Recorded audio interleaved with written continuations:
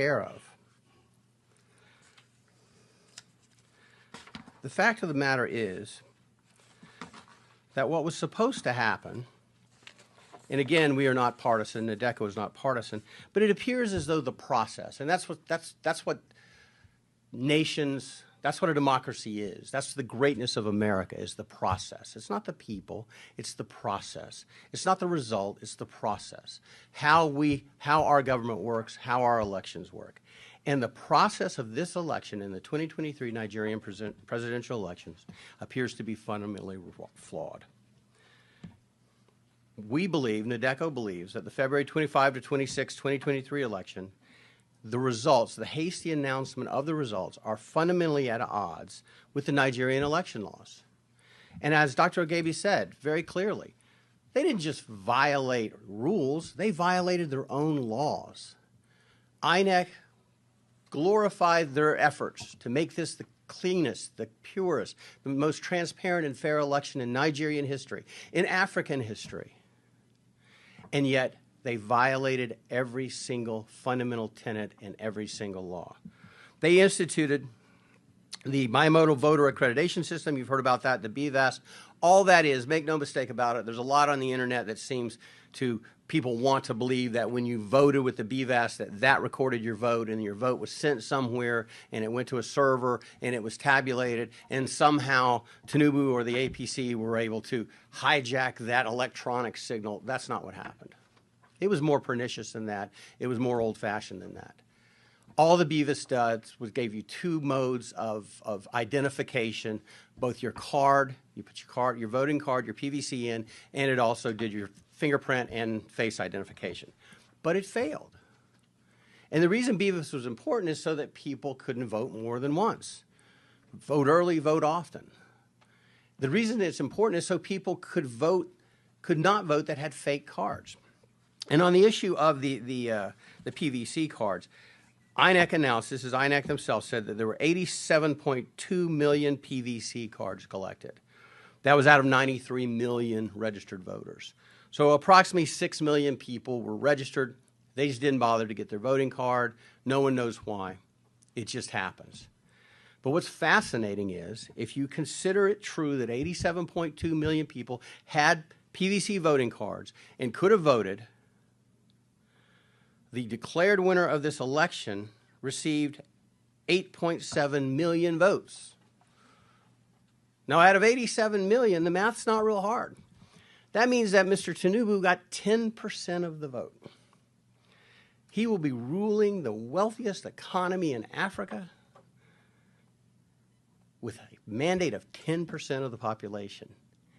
That's extraordinary. Something is seriously wrong. Something is seriously wrong. Additionally, we believe that what has to happen and why we're here today, and NADECO is leading the charge, we believe that INEC has to prove itself. It has to prove the results it announced were true and were real. There are 176,600 polling stations. That's a lot of polling stations. INEC's rules required each polling station to collect the votes, count the votes, and they do it the old-fashioned way. They get the paper votes, they count them. They put them in stacks for each of the primary candidates. They were to gather those results, publish the local results, and then transmit the results, and ultimately they would go to Abuja and be certified.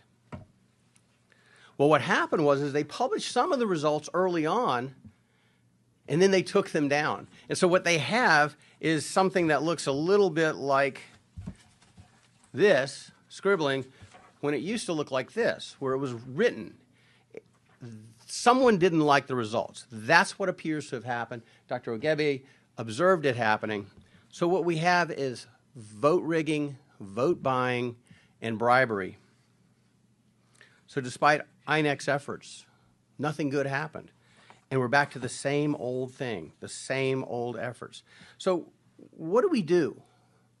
What do we do in the United States? What do we do as members of the diaspora? What do we do as international attorneys or international law folks? What do we do to ensure democracy can thrive?